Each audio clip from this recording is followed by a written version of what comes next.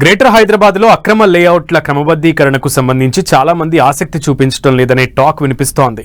HMDA పరిధిలో ఇప్పటికే 2,07,000 దరఖాస్తులకు ఫీజుల చెల్లింపుపై సమాచారం అందించినా ఎవరూ ముందుకు రావడం లేదని అధికారులు చెబుతున్నారు. ఇప్పటి వరకు 77,536 మంది మాత్రమే ఎల్ఆర్ఎస్ ఫీజులు చెల్లించగా ఇందులో 30,000కు పైగా దరఖాస్తులను హెచ్ఎండిఏ ఆమోదించింది.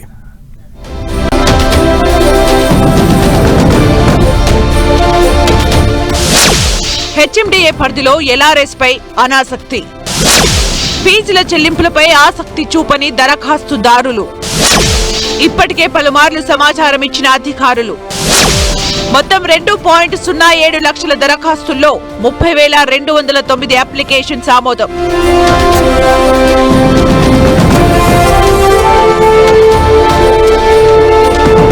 తెలంగాణలో ఎల్ఆర్ఎస్ దరఖాస్తుల క్లియరెన్స్ నత్తనడకన సాగుతోంది. అందులోనూ హైదరాబాద్ మెట్రో డెవలప్మెంట్ అథారిటీ పరిధిలో ఎల్ఆర్ఎస్ ఫీజు చెల్లించేందుకు దరఖాస్తుదారులు మీనమేషాలు లెక్కిస్తున్నారు. దీంతో చాలా వరకు ఎల్ఆర్ఎస్ దరఖాస్తులు పెండింగ్ లో పడిపోతున్నాయి.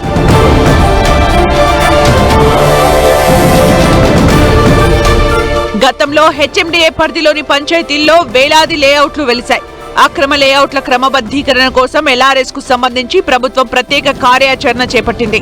వీరంతా 1,000 రూపాయలు చెల్లించి ఎల్ఆర్ఎస్ కు దరఖాస్తు చేసుకున్నారు. ఫీజులు, ఇతర ఛార్జీలు చెల్లించిన అనంతరం క్రమబద్ధీకరణ పూర్తయినట్లు ప్రొసీడింగ్స్ పత్రాలు అందించాలి.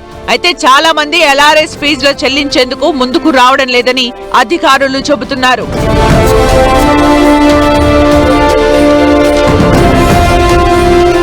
హెచ్ఎండిఏ పరిధిలోని ఘట్కేసర్, శంషాబాద్, శంకర్పల్లి, మేడ్చల్ జోన్ల పరిధిలో దాదాపు 3.42 లక్షల ప్లాట్ల క్రమబద్ధీకరణకు గతంలో దరఖాస్తులు అందాయి. ప్రస్తుతం ఫీజుల చెల్లింపుకు సంబంధించి నోటీసులు జారీ చేసినా చాలా మందిలో తర్వాత చూద్దామనే ధోరణి కనిపిస్తోందని అధికారులు చెబుతున్నారు.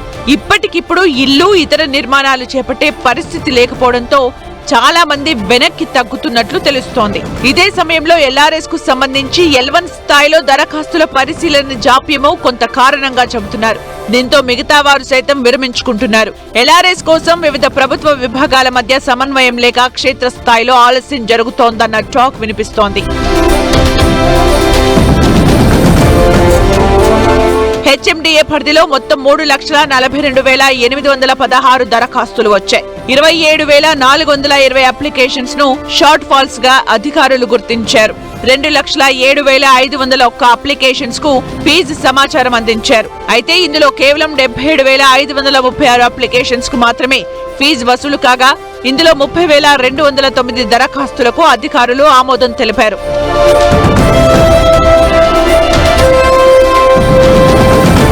ఇంతకాలం ఒక ప్లానింగ్ అధికారి పరిధిలో ఒక్కరికే లాగిన్ ఛాన్స్ ఉండటంతో అప్రూవల్స్ లో తీవ్ర జాప్యం జరిగింది.